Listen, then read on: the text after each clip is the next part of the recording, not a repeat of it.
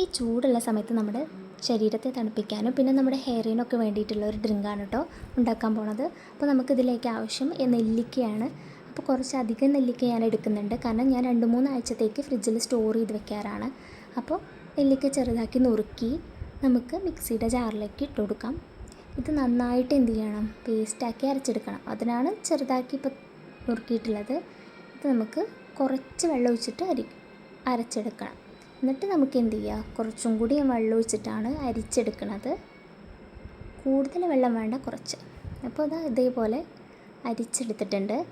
ഇനി ഇതിൽ നമുക്ക് കുറച്ച് മാത്രമേ ഉള്ളൂ ഈ ഡ്രിങ്കിന് ആവശ്യം കേട്ടോ. അപ്പോൾ അതിലേക്ക് നമുക്ക് കുറച്ച് കറിവേപ്പില, അതേപോലെ പച്ചമുളക്, ഇതൊക്കെ ഒന്ന് ചതച്ചെടുക്കണം.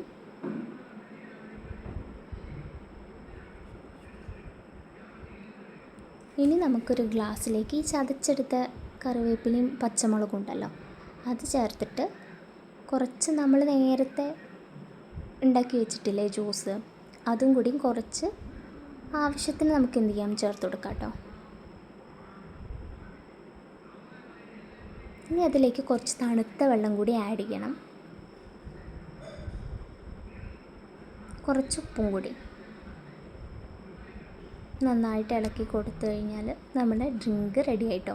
ഇത് നമ്മുടെ ശരീരത്തിനെ നല്ല കൂളാക്കുകയും പിന്നെ നമ്മുടെ ഹെയറിനൊക്കെ നല്ലതാണല്ലോ നെല്ലിക്ക എന്ന് പറയുന്നത്.